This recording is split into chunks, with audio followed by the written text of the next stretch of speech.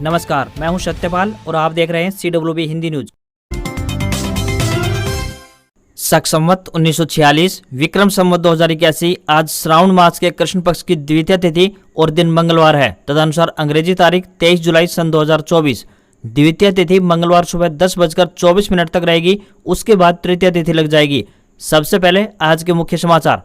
केंद्रीय विद्युत प्राधिकरण दिल्ली में आई कैंटीन अटेंडेंट के पदों पर भर्ती। 10वीं पास करें आवेदन, बताएंगे पूरी अपडेट।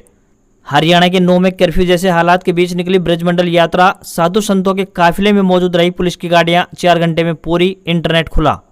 हरियाणा में आउटसोर्स पार्ट 2 कर्मियों के नियमित होने की उम्मीद जगी। मुख्यमंत्री ने मानी कर्मियों की मांगे। भारतीय वायुसेना में अग्निवीर बनने का मौका आया। 28 जुलाई तक करें ऑनलाइन आवेदन। उम्मीदवारों ने लगाया हरियाणा SSC पर आरोप। पुलिस भर्ती में सर्टिफिकेट पुराने बताकर आरक्षण से किया वंचित। शंभू बॉर्डर खोलने को लेकर सुप्रीम कोर्ट में सुनवाई हुई। हरियाणा सरकार ने पक्ष रखने के लिए मांगा समय। 24 तक सुनवाई टली। हरियाणा में छात्रों के लिए खुशखबरी। सरकारी कॉलेजों में मुफ्त शिक्षा देने की है तैयारी। झज्जर और फतेहाबाद में कंप्यूटर ऑपरेटरों का प्रदर्शन। बीजेपी राष्ट्रीय सचिव के आवास तक निकला मार्च। मांगे पूरी न होने पर आंदोलन की दी चेतावनी। करनाल में सीएम ने की 2 बड़ी घोषणाएं। बोले 50,000 युवाओं को देंगे नौकरी व 900 करोड़ का बजट चौपालों के लिए हुआ जारी।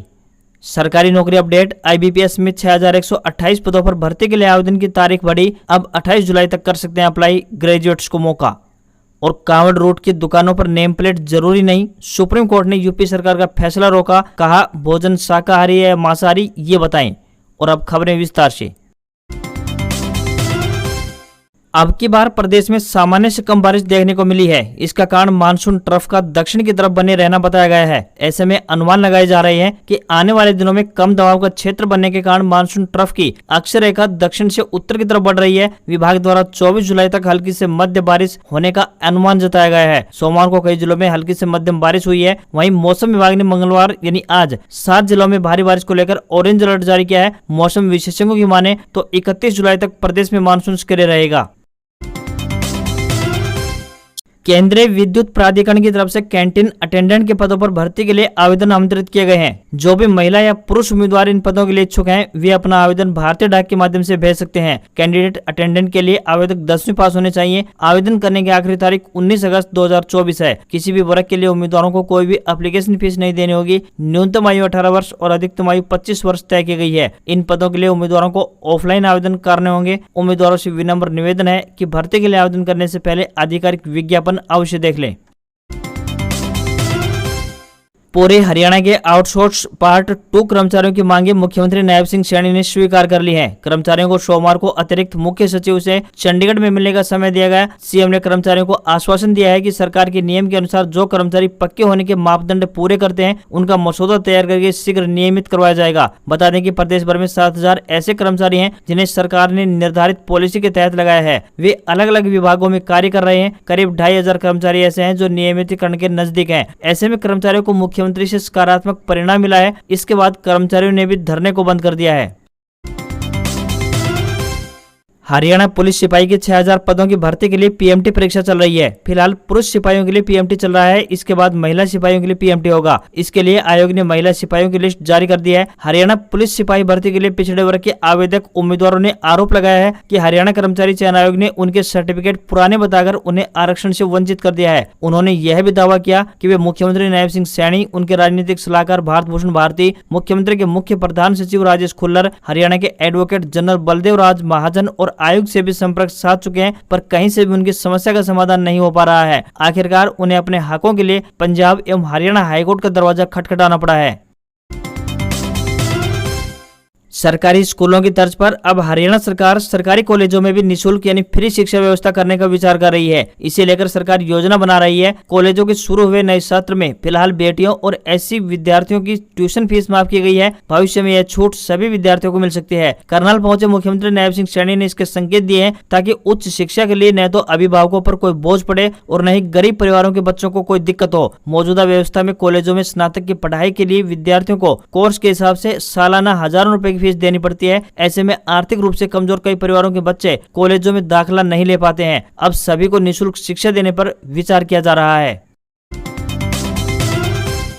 मुख्यमंत्री नायब सिंह सैनी ने कहा कि आने वाले समय में प्रदेश में 50,000 नई भर्तियां की जाएंगी। सरकार ने गरीबों के हित में कई निर्णय लिए हैं। वहीं ग्रामीण विकास पर भी सरकार का फोकस है। इसके तहत ग्रामीण क्षेत्रों में हर वर्ग की चौपालों के निर्माण पर सरकार की ओर से 900 करोड़ रुपए की राशि जारी की है, जो कि जल्द ही ग्राम पंचायतों के बैंक अकाउंट में पहुंच जाएगी। सरकार द्वारा यह निर्णय लिया गया है कि जिन परिवारों का बिजली कनेक्शन 2 किलोवाट तक है, उनके बिजली बिल में भी सरचार्ज माफ कर दिया गया है। अब जितने यूनिट खर्च होंगे उतने का ही बिल आएगा, जिसका फायदा प्रदेश के लाखों परिवारों को मिलेगा। साथ ही 1 महीने तक उपभोक्ता के बाहर जाने पर उसका बिल शून्य आएगा।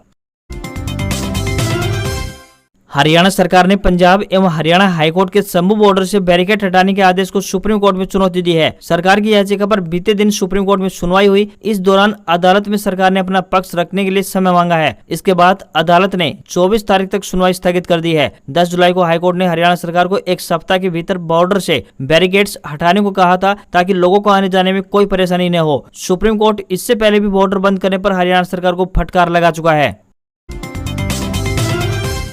हरियाणा के झज्जर में सोमवार को कंप्यूटर ऑपरेटरों ने प्रदर्शन किया। कर्मचारियों ने लघु सचिवालय में इकट्ठा होकर भाजपा के राष्ट्रीय सचिव ओम प्रकाश धनखड़ के झज्जर निवास स्थान तक मार्च निकालते हुए सरकार के खिलाफ नारेबाजी की। उन्होंने कहा कि अगर सरकार समय रहते कर्मचारियों की मांगों को पूरा नहीं करती है तो आने वाले समय में बड़े आंदोलन की घोषणा होगी, जिसका खामियाजा सरकार को भुगतना पड़ेगा। कर्मचारियों के प्रधान संदीप राठे ने कहा कि कंप्यूटर ऑपरेटर अपनी मांगों को लेकर कई दिनों से संघर्ष कर रहे हैं, लेकिन सरकार कर्मचारियों की तरफ ध्यान नहीं दे पा रही है, जिससे कि कर्मचारियों में काफी रोष है। कर्मचारियों की मुख्य मांग है कि कंप्यूटर ऑपरेटर कर्मचारियों को पक्का किया जाए, और जब तक सरकार कर्मचारियों को पक्का नहीं करती है तब तक उन्हें समान काम समान वेतन दिया जाए।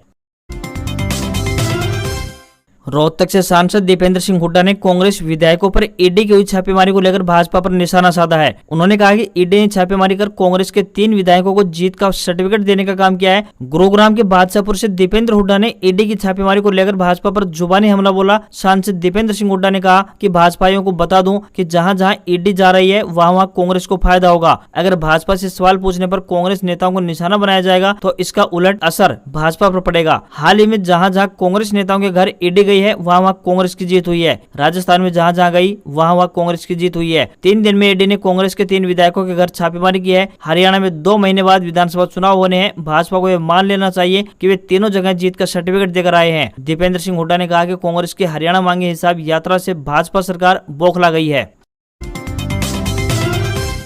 नीट मामले की सुनवाई के बाद सुप्रीम कोर्ट ने एग्जाम में फिजिक्स के 2 सही ऑप्शन वाले क्वेश्चन नंबर 19 की पड़ताल का आदेश दिया है। कोर्ट ने कहा है कि 2 सही ऑप्शन देने से 44 स्टूडेंट्स को बोनस मार्क्स मिले और 4.2 लाख कैंडिडेट्स को नुकसान हुआ है। इस पर आईआईटी दिल्ली के एक्सपर्ट की राय लें। कोर्ट ने आदेश दिया कि आईआईटी दिल्ली के डायरेक्टर 2 जवाबों वाले सवाल की जाँच के लिए एक 3 मेंबर्स की एक्सपर्ट कमेटी बनाए। एक्सपर्ट टीम उनमें से एक सही ऑप्शन चुनकर मंगलवार यानी आज 23 जुलाई को 12 बजे तक रजिस्ट्रार को अपनी राय भेजे। अगली सुनवाई आज यानी मंगलवार को होगी।